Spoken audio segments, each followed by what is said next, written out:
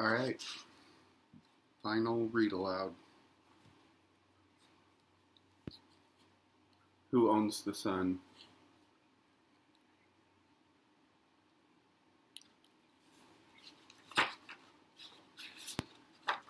By Stacy Chbosky.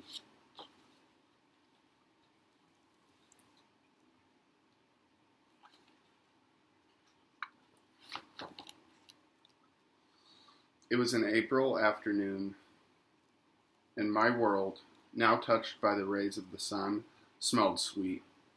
The light that fell across my face felt warm and clean. Who, I asked my father, owns the sun? He pointed toward the sky and told me to look up. I raised my head and squinted my eyes against the sun's powerful glare. Only a fool believes he can own the sun, my father said. Everybody sees the sun's light, and everybody feels the sun's warmth, but the sun is too large, too great for one person to own. So it shines on all the earth and gives itself to every living thing. I thought of what my father had said, and I believed him. I watched him as he walked away from me and went back to his work in the field.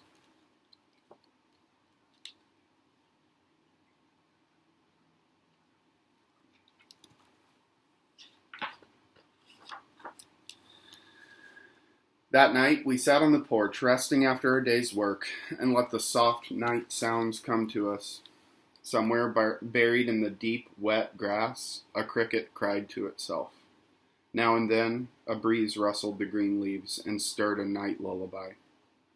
The black sky wrapped around us like a soft muffler. The peaceful stars glowed clean white and comforted me. I leaned back in my chair for a better look at them. Who, I asked my father, owns the stars? The stars are too far away to be owned by anyone, my father answered quietly. No one has ever touched the stars, but everyone looks at them, and everyone wonders at their beauty. The stars light the night sky and shine for all people to see.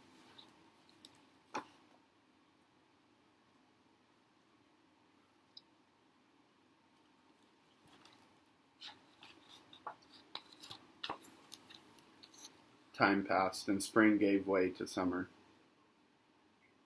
The rays of the hot sun burned deep into the ground. In late July, a welcome rain fell onto the earth and began to heal the scars the sun had left behind. The thirsty ground that lay cracked in dusty spirals drank deeply and once again became a rich, dark brown. Who, I asked my father, owns the rain? No one owns the rain, my father told me as he scooped up a handful of moist dirt and let the soil sprinkle through his fingers. The rain gives life to this earth, he said. Sometimes rain can be too strong and flood the land, my father explained. It can also be gentle and nourish seeds in the ground. But the rain cannot be owned by anyone. It gives freely of itself and falls on every land in the world.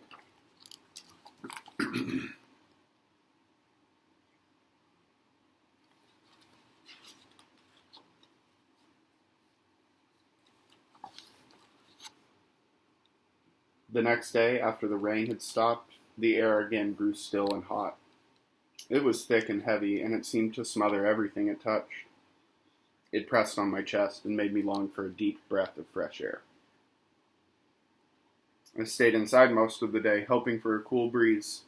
Just before dinner it came. First there was a gentle stirring of wind, then soft breezes blew and began to push the hot air away. I filled my lungs and let the air cool my whole body. It was a wonderful feeling.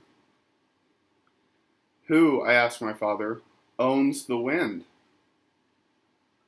No one, my father answered, as he turned to face the breeze. The wind is too mighty to be owned by anyone. Sometimes the wind is moody and shows its evil temper. It whirls into a storm and crushes everything in its path. Or the wind can be funny and blow the hat off your head. Or it can turn a windmill and help a man do his work. And sometimes it can be pleasant and cool, just like it is right now. But no one owns the wind, my father said. It roams the earth. It is a wanderer that visits everyone and every place.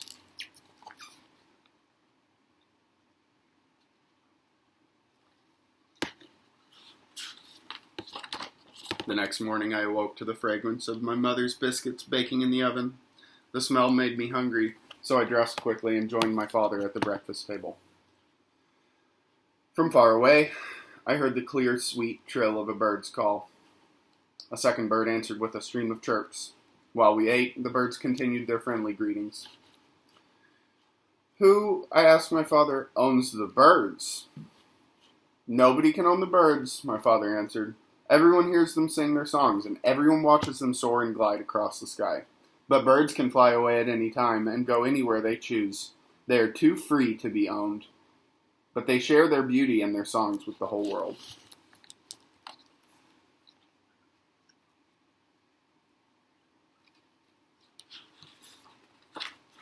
There were wildflowers growing in the field behind our house.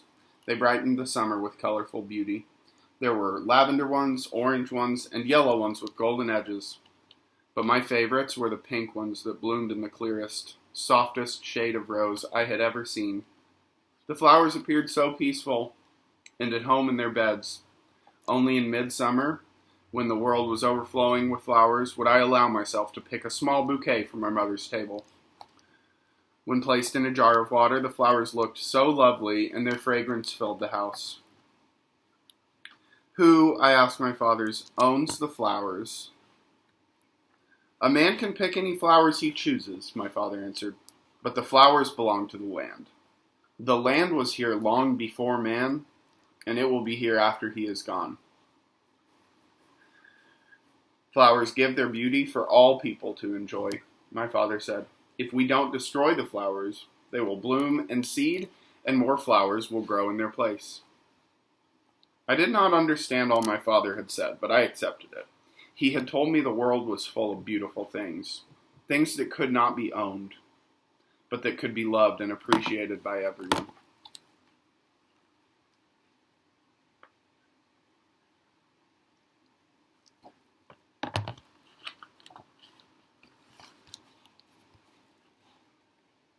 I knew my father was a great man. He had a strong body and a kind heart. His huge hands were cracked and weathered by the sun and calloused from his work. And yet, when he put his hands over mine, they felt as warm and gentle as my mother's. My own hands were small and soft, making his even more fascinating to me. I hoped that one day I would have hands that were as strong and gentle as his. I was not the only one who had respect for my father. I noticed the way other men watched him as he worked. I knew how they sometimes counted on him for help. The men called my father Big Jim, which certainly described him because he was taller and stronger than any of them. When he bent over the plow and dug it into the earth, his muscles strained and pressed hard against the cloth of his shirt. My father was so tall that I had to lean my head way back to look into his eyes. But when our eyes finally met, there was always a smile on his face, a smile just for me, his firstborn son.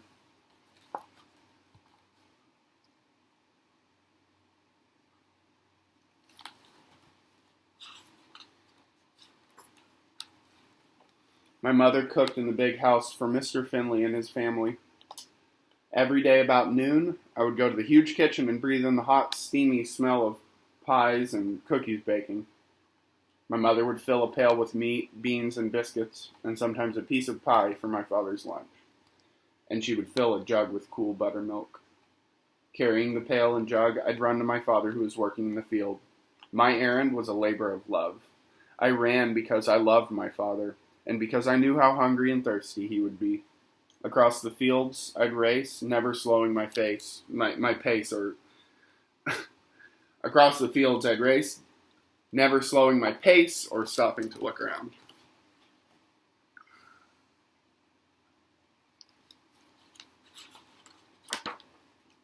But one day, it was late in August as I recall, the day was so hot and the air so heavy that I slowed down and walked part of the way. As I came to the west field, I heard the sounds of men talking. When I drew near, I recognized Mr. Finley, the owner of the big house, and saw another man who was a stranger to me. "See that big fella over there?" I heard Mr. Finley say as he leaned against the fence. "That's Big Jim. He's a strong one, that man." I realized Mr. Finley was referring to my father, so I slowed my pace even more. And when the stranger said, "Just look at him lift those rocks," I could not help but feel proud. "He's our best field hand, all right," Mr. Finley said. "Why, he'll have all the rocks out of that field by the end of the week." "I wish I had him working in my fields," the other man said.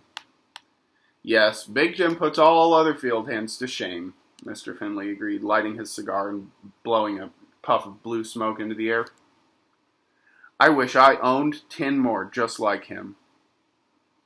For a moment, I just stood there. I could not believe my ears. Mr. Finley's words echoed in my mind. I wish I owned 10 more just like him. Owned.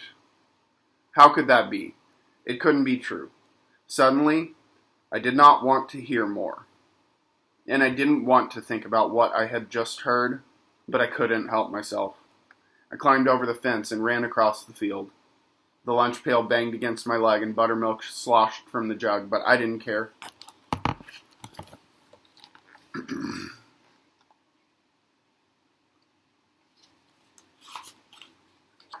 When my father saw me approaching, he stood up straight, smiled, and waved to me as he usually did. But when he saw how upset I was, the smile quickly disappeared from his face. I didn't stop running until I was standing squarely in front of him. "I just heard Mr. Finley say he owned you," I blurted out. "Is that true?" I asked.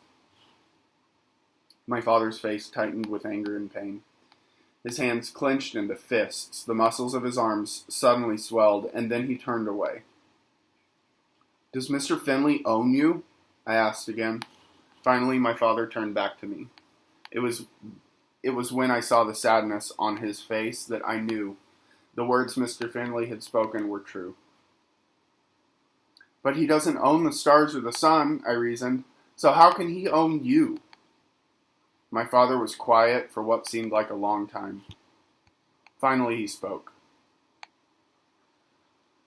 "A man is a beautiful thing," he said. "A very beautiful thing. But some men forget this. And sometimes they try to keep other men captive. They buy and sell people, as if human beings are no more than cattle. But only a fool believes he can really own another man, and only a fool will try," my father said. "Mr. Finley may own my body, but I have a heart, and I have a mind, and he can never own these. Inside of me, I'm too powerful to be owned by anyone. Inside, I am like the sun." I listened to the words my father spoke. I considered them carefully, trying to sort out the thoughts that raced through my mind. Finally, I settled on the one question I knew I had to ask. "Does Mr. Finley own me too?" I wanted to know. My father looked directly into my eyes for a moment, and for a moment after that. He bent down and put his arms around me, and then he began to cry.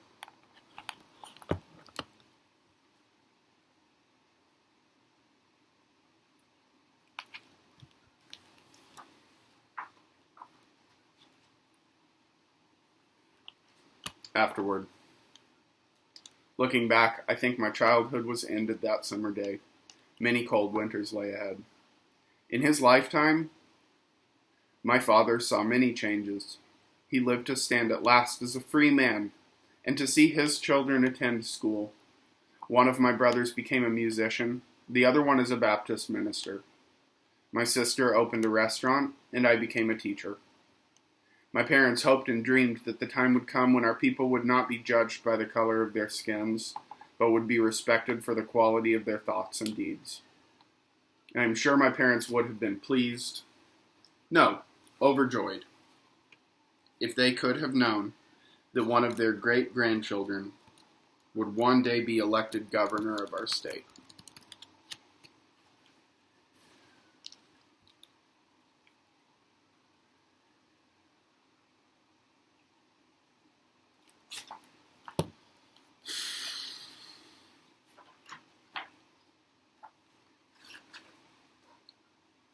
So,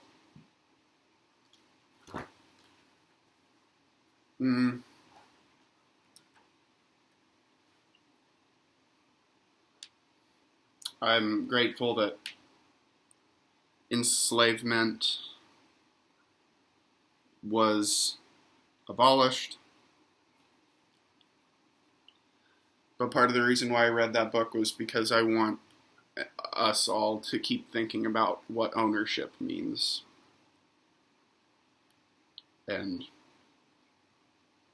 what sorts of things and animals and people make sense to be owned by others, or